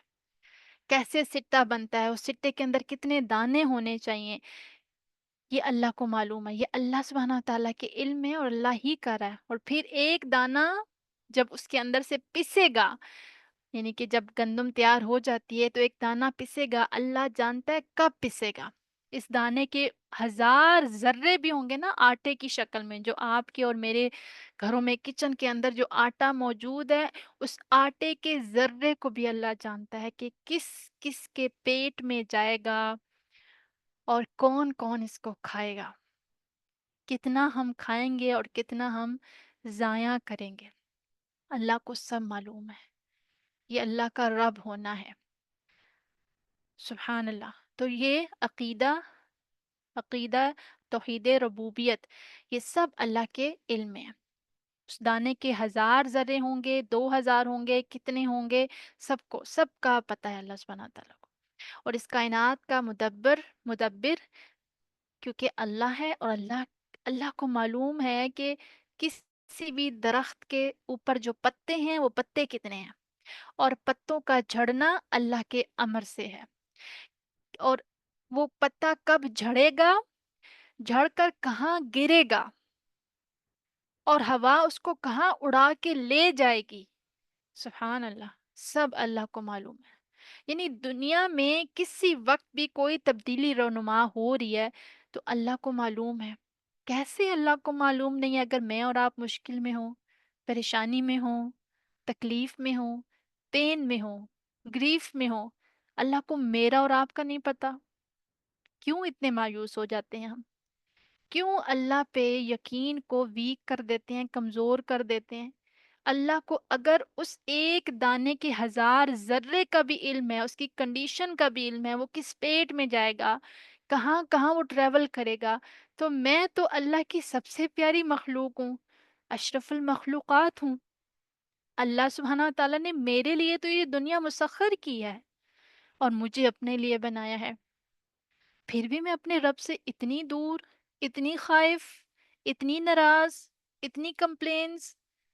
ہمیں سب پتہ ہوتا ہے، لیکن جب مشکل میں ہوتے ہیں نا، ہم ایسے سوال کرتے ہیں۔ ہمیں سوچنا چاہیے، کیا ہمارا اللہ پہ یقین نہیں ہے؟ پھر کیا ہمارا یقین متزلزل ہے؟ کیونکہ یقین تو یقین ہوتا ہے، وہ مشکل میں ہو آسانی میں ہو، یقین اپنی جگہ سے ہلتا نہیں ہے، وہ تو اٹل ہوتا ہے، وہ تو پہاڑوں کی طرح مضبوطی ہوتی ہے اس کے اندر۔ ایسا تو نہیں ہوتا جب جب اچھا تھا، حالات بھی اور سب کچھ میرے حق میں جا رہا تھا، تو مجھے اللہ پہ بڑا پیار آ رہا تھا، اور مجھے اپنا رب بڑا میرے قریب لگ رہا تھا۔ جیسے ہی کوئی مشکل آئی، کیوں یا اللہ میں ہی کیوں؟ باقی سب تو اپنی زندگی بڑی انجوائے کر رہے ہیں، لائف بڑی اچھی چل رہی ہے ان کی، میں ہی کیوں؟ نہیں، آپ ہی اس لیے کیونکہ آپ اللہ کے زیادہ قریب ہیں۔ جن کو اللہ نے چھوڑ رکھا ہے دنیا کی عیش و عشرت میں، وہ زیادہ خطرے میں ہیں، وہ زیادہ نقصان میں ہیں، کیونکہ اللہ سبحانہ و تعالیٰ نے ان کو ڈھیل دے رکھی ہے، ان کی رسی دراز کیے ہوئے ہے۔ لیکن میں اس وقت کسی بھی طرح کی آزمائش میں ہوں، تو میں بنسبت ان لوگوں کے جن کو اللہ نے ڈھیل دے رکھی ہے، رسی دراز کی ہوئی ہے، میں ان کے بنسبت اللہ کے زیادہ قریب ہوں، میں اللہ کی نظر میں ہوں۔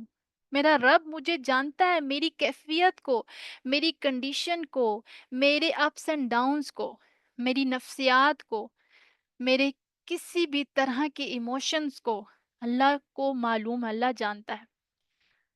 اللہ اکیلا نہیں چھوڑتا، اللہ آزماتا ہے۔ جب آپ دین کا نام لیتے ہیں نا، جس نے کہا کہ میرا رب اللہ ہے، تو پھر کیا وہ آزمایا نہیں جائے گا؟ وہ آزمایا جائے گا، آزمائش ہوگی اس کے لیے، کیونکہ اللہ سبحانہ تعالیٰ پرکھتے ہیں نا، ٹھوک بجا کے دیکھتے ہیں۔ ایسے تھوڑی کسی بھی چیز کو اللہ تعالیٰ اپنے لیے مختص کر لیتے ہیں۔ خلیل اللہ، اللہ کا بیسٹ فرینڈ بننا کوئی اتنا آسان نہیں ہے۔ ابراہیم علیہ السلام کو جو خلیل اللہ کا لقب ملا ہے، بیسٹ فرینڈ کا لقب ملا ہے، ان کی زندگی کا کامن سنٹینس کیا تھا؟ کسی کو پتہ ہے کیا تھا؟ اسلم تو۔ انہوں نے کیا کہا تھا؟ اسلم تو۔ Each and every point of each and every phase of life انہوں نے کیا کہا؟ اسلم تو یا اللہ، اسلم تو، میں نے اپنا آپ سبمٹ کر دیا۔ اللہ نے کہا اپنے بیٹے کے گلے پہ چھری چلاؤ۔ یہ بولنا شاید اتنا آسان ہو، لیکن اس کو کرنا اتنا آسان نہیں ہے۔ لیکن انہوں نے کہا اسلم تو، اور جب جب آزمائے گئے، اللہ کی آزمائش میں پورا اترے۔ سب سے زیادہ ٹیسٹ اور ٹرائلز جس نبی پہ آئے ہیں، وہ انہی پہ آئے ہیں، اور وہ اپنے پیاروں سے آزمائے گئے ہیں، اپنے قریب کے لوگوں سے آزمائے گئے ہیں، سب سے پہلے باپ کے ذریعے، والد کے ذریعے آزمائے گئے، لیکن کہیں متزلزل نظر نہیں آئے، کہیں کہیں بھی، کہیں ایسا نہیں چون چڑھا نہیں، نہیں یا اللہ چلیں وہ پچھلا والا ٹیسٹ تو میں نے پاس کر لیا تھا، اب تھوڑی سی رعایت دے دیں، اب تھوڑی سی فیور دے دیں۔ نہیں، جب ہم رب کو رب مان لیتے ہیں نا، رب کو رب کہہ دیا، تو پھر چون چڑھا کیسے؟ پھر آئیں بائیں شائیں کیوں؟ پھر سوال کیوں؟ پھر سوال تو بنتے ہی نہیں ہے۔ سوال جہاں آئے وہاں میرے ایمان میں کمزوری ہے، میری سمجھ اور میری انڈرسٹینڈنگ میں کمی ہے، اللہ کی رحمت میں، اللہ کے رب ہونے میں کمی نہیں ہے۔ میں نے سمجھا ہی نہیں اسے، میں نے اس کا رب ہونا جانا ہی نہیں۔ پرابلم یہاں پہ ہے، کیونکہ میرے رب نے میری زندگی کے لیے جو فیصلہ کیا ہے نا، وہ عین حق ہے، وہ عین حق ہے، اس کی چوائس بیسٹ، اس کا انتخاب بیسٹ۔ میں اپنے لیے جو چوائس کروں گی نا، وہ میں وقتی طور پہ دیکھوں گی، ہاں یہ مجھے اچھا لگ رہا ہے، ہاں دیکھنے میں بہت زبردست لگ رہا ہے، ہاں یہ چیز میرے لیے، لیکن ہو سکتا ہے مجھے اچھی نظر آنے والی چیز اللہ کی نظر میں میرے حق میں وہ اچھی نہ ہو۔ اسی لیے تو قرآن میں بھی اللہ سبحانہ تعالیٰ نے بڑا کلیئرلی بتا دیا نا، کہ ہو سکتا ہے کہ تمہارے نفس پہ کوئی چیز بھاری ہو اور وہ تمہارے حق میں اچھی ہو، تمہیں ایک چیز ناپسند ہو لیکن حقیقت میں وہ تمہارے لیے اچھی ہو، اور تم ایک چیز پسند کرتے ہو لیکن وہ اچھی نہ ہو تمہارے لیے۔ وہ تمہارے حق میں اچھی نہ ثابت ہو، تو ہمیں اپنی چوائسیز کے بجائے اگر اللہ کو اپنا بنا لینا چاہیے، اللہ کو اپنا بہترین گائیڈنر، اور اللہ سبحانہ تعالیٰ کو اپنا رہنما اگر بنا لیں کہ اللہ سبحانہ تعالیٰ کی جو چوائسیز میری لائف کے لیے ہوں گی، مجھے اس اس پہ پورا 100% ٹرسٹ ہے کہ میرا رب میرے لیے جو بھی فیصلہ کرے گا وہ بہتر نہیں، بہترین ہوگا، بہترین ہوگا۔ تو ہمیں مایوس نہیں ہونا۔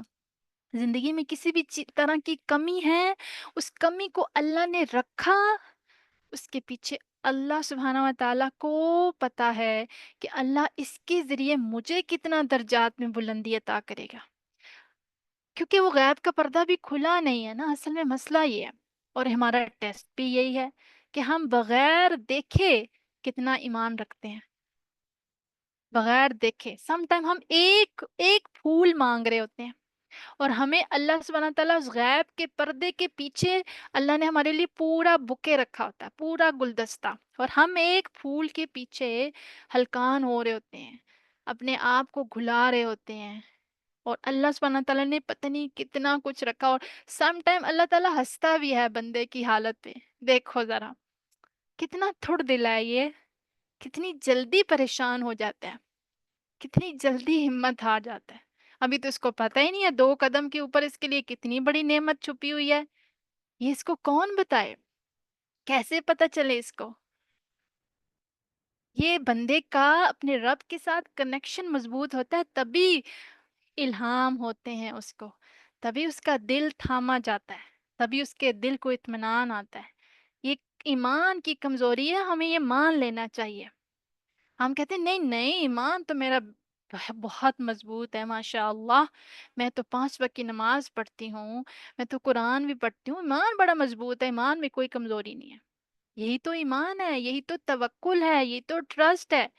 پھر ہر تھوڑے ٹائم بعد ہم کیوں سوالات کرنے لگ جاتے ہیں، کمپلینس کرنے لگ جاتے ہیں، پریشان ہو جاتے ہیں؟ پریشان ہونا بری بات نہیں ہے، ٹھیک ہے، پریشان رہنا یہ پرابلمیٹک ہے یہ چیز، کیونکہ مومن جو ہوتا ہے نا، مایوس، مومن مایوس ہوتا ہے، لیکن مایوس رہنا مومن کی شان نہیں ہے، مومن کی شان نہیں ہے یہ۔ تو اس لیے ہم اپنے رب کو پہچانیں، رب کی ربوبیت کو پہچانیں کہ ہمارا رب کتنا مہربان ہے۔ جب حضرت موسیٰ علیہ السلام کو فرعون کے دربار میں جب یعنی کہ وہ پیش ہوئے تھے، تو فرعون نے یعنی کہ موسیٰ علیہ السلام نے جب اپنے رب کا تعارف کروایا تھا، بڑا خوبصورت تعارف کروایا تھا، اور فرعون کیونکہ اس سے پہلے اپنے آپ کو رب سمجھتا تھا نا، تو وہ بڑا حیران ہوا کہ یہ تم کس رب کی بات کر رہے ہو؟ تو اس نے کیا کہا کہ اپنے رب کا ذرا تعارف تو کرواؤ کہ رب العالمین کیا ہے؟ تو موسیٰ علیہ السلام نے کیا کہا کہ کیونکہ سب سے پہلے انہوں نے اپنا جو تعارف کروایا تھا، انٹروڈکشن کروایا تھا، انہوں نے کیا کہا تھا کہ میں رب العالمین کا رسول ہوں۔ تو اس نے پھر سوال کیا کہ یہ رب العالمین کیا ہے، کیونکہ وہ خود اپنے آپ کو سمجھتا تھا کہ میں رب ہوں۔ موسیٰ علیہ السلام کے پہلے جواب پر انہوں نے نا یعنی کہ تین جواب دیے تھے موسیٰ علیہ السلام نے۔ پہلا جواب کیا دیا تھا؟ پہلا جواب جب دیا، فرعون کی کمر وہیں ٹوٹ گئی تھی، لیکن ظاہر ہے تکبر بہت تھا، ہٹ دھرمی بہت تھی، تو مانا نہیں، لیکن کمر اس کی ٹوٹ گئی تھی وہیں پہ، بولتی وہیں بند ہو گئی تھی۔ اور جواب کیا دیا تھا کہ اس نے جب پوچھا نا رب العالمین کون ہے، تو موسیٰ علیہ السلام نے کیا فرمایا؟ رب السماوات والارض، وہ آسمانوں اور زمینوں کا رب ہے۔ فرعون یہاں پہ کیا ہو گیا؟ بالکل لاجواب ہو چکا تھا۔ کیوں؟ اب وہ یہ بھی نہیں کہہ سکتا تھا کہ میں رب ہوں، کیونکہ موسیٰ علیہ السلام نے کیونکہ اس میں بات واضح ہے نا، موسیٰ علیہ السلام اگر یہ بات وہ کہتا کہ میں رب ہوں، تو ظاہرہ موسیٰ علیہ السلام کی طرف سے یہ ہوتا، یا پھر جو سینس ایک بنتی ہے کہ اچھا تم تو آج کی پیدائش ہو نا، ہوں میرا رب رب السماوات والارض ہے، جب سے آسمان بنے ہیں، جب سے زمین بنی ہے تب سے وہ رب ہے، تو اس دور کی پیداوار ہے، جب تو نہیں تھا، ہم 100 سال پہلے، 50 سال پہلے، تیرے پیدا ہونے سے پہلے، تب کون رب تھا؟ کیونکہ آسمان و زمین تو تب بھی تھے، وہ کس نے پیدا کیے پھر؟ تو کیسا دعوے دار ہے کہ میں زمین و آسمان کا یعنی کہ میں رب ہوں، تو پھر تو رب کیسے ہو سکتا ہے؟ رب تو وہ ہے جو آسمان اور زمین کا پالنے والا ہے، تو اس دور کی پیداوار ہے، تو نہ تو 50 سال پہلے تھا، یا چلے 100 سال پہلے تو نہیں تھا، تو پھر موسیٰ علیہ السلام نے فرعون کو سمجھانا چاہتے تھے سمجھانا، کہ اس کو سمجھ آ جائے کہ تم اور تمہارا پورا یہ دربار جو ہے وہ کس کو رب مان رہے ہو؟ تو فرعون نے آگے موسیٰ علیہ السلام کے جواب میں کوئی ویلڈ بات کرنے کے بجائے اس نے کیا کہا؟ اپنے درباریوں کو مخاطب ہو کے کیا کہتا ہے؟ الا تستمعوا، سنو ذرا یہ کیا کہہ رہا ہے؟ کوئی دلیل نہیں، کوئی برہان نہیں، کوئی ویلڈ بات نہیں، کوئی کچھ نہیں، بس اتنا کہا الا تستمعوا، کیا تم سنتے ہو؟ دیکھو ذرا یہ کیا کہہ رہا ہے۔ دوسرا پھر جو تعارف موسیٰ علیہ السلام نے کروایا، کیا کروایا؟ ربکم و رب آبائکم، کہ وہ رب وہ ہے جو تمہارا رب ہے اور تمہارے باپ دادوں کا بھی رب ہے۔ سبحان اللہ، تمہارے باپ دادوں کا رب، تیرے باپ دادوں کا رب کون ہے؟ تو پھر بتا، تو کل کی پیداوار ہے، تو کل کی پیدائش ہے۔ اور پھر دوسرے اس وار کے بعد فرعون کی کمر کمپلیٹلی ٹوٹ چکی تھی ان دلائل کی وجہ سے۔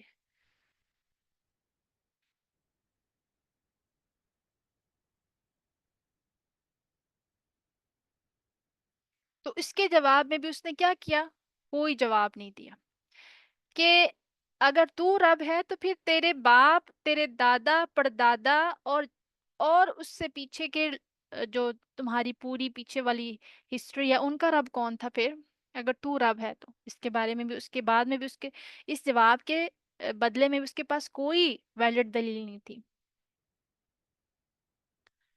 اور کیا کہتا ہے جب اس سے کچھ اور نہیں بن پڑا تو وہ کیا کہتا ہے؟ رسولکم الذی ارسل الیکم لمجنون، ارسل الیکم لمجنون، کہ تمہاری طرف جو رسول بھیجا گیا ہے نا یہ کچھ دیوانہ لگتا ہے، اور ہمیشہ سے ایسا ہی ہوتا ہے، کیونکہ کفار کے پاس، نان مسلمز کے پاس کوئی ویلڈ بات نہیں ہوتی، تو وہ بس الزام تراشی اور اسی طرح کی جو ہے نا وہ تھکی ہوئی اور نان ویلڈ باتوں کا سہارا لیتے ہیں۔ اور کیا کہتا ہے؟ یہ جو تمہارا رسول ہے نا لگتا ہے کہ پاگل ہو گیا ہے، دیوانہ ہو گیا ہے، اور کوئی دلیل نہیں تھی اس بات کے علاوہ۔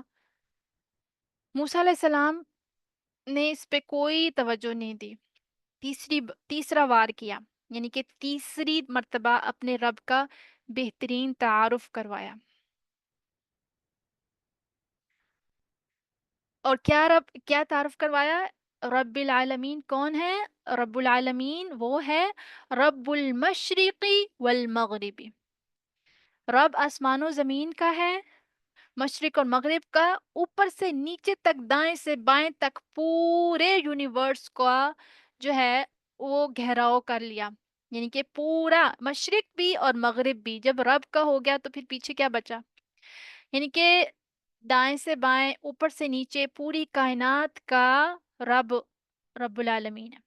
وہ تمہارا رب بھی ہے، تمہارے آباء و اجداد کا رب ہے، آسمان و زمین کا بھی رب ہے، مشرق اور مغرب کا بھی رب ہے، اور جو کچھ اس کے بیچ میں ہے سب کا رب اللہ ہے۔ کوئی جواب نہیں، کوئی جواب نہیں دیا۔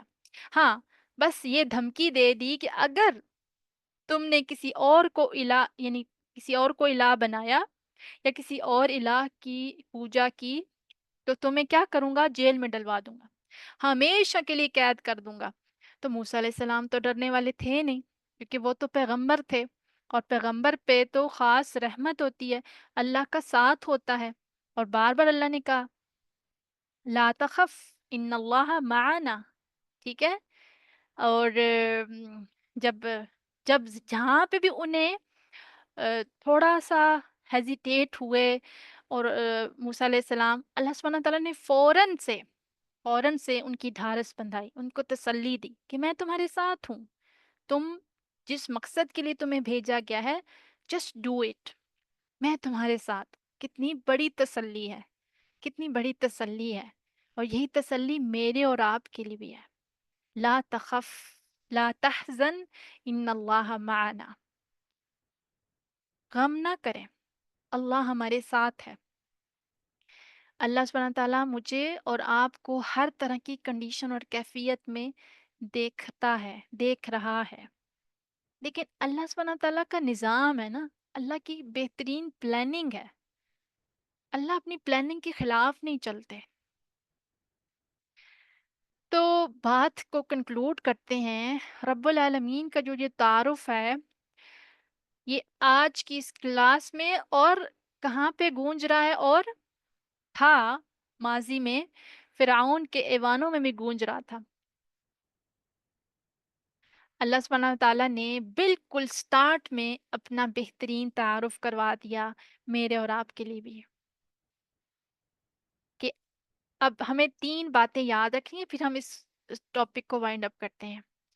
نمبر 1، اللہ الہ ہے، وہی معبود ہے، عبادت کے لائق ہے، اور وہ ہر قسم کی حمد کا مستحق ہے، ٹھیک ہے؟ اللہ الہ ہے، وہی معبود ہے، یعنی عبادت کے لائق ہے، اور وہی ہر قسم کی حمد کا مستحق ہے۔ یہ 3 میجر میسیجز یا سبق یا عقیدے سے ریلیٹڈ جو پوائنٹ ہے، یہ ہم یاد رکھیں گے انشاءاللہ۔ اس کے ساتھ ہی اس ٹاپک کو ہم یہاں پہ وائنڈ اپ کرتے ہیں۔ سورۃ الفاتحہ کی پہلی آیت ہم نے آلموسٹ اپنی کیپیسٹی میں رہتے ہوئے اللہ سبحانہ تعالیٰ کی دی ہوئی توفیق سے ہم نے اس کو کور کرنے کی کوشش کی، although ہم پھر بھی حق نہیں ادا کر پائے اس کا، لیکن جو ہم سے ہو سکا ہے، اللہ سبحانہ تعالیٰ سے بھرپور امید رکھتے ہیں، دعا ہے اللہ سبحانہ تعالیٰ اس کو قبول فرما لے، اور اللہ ہم سے راضی ہو جائیں اس کے ذریعے، اور اس کو ہمارے لیے دنیا اور آخرت میں دونوں میں، یعنی کہ کے لیے ہمارے لیے بھلائی کا سبب بنائے، اور بہترین توشہ آخرت بنائے۔ اللہ سبحانہ تعالیٰ اس کو ہمارے لیے بہترین گواہی بنائے انشاءاللہ۔ چلیں اب ہم اپنا اگلا ٹاپک شروع کرتے ہیں۔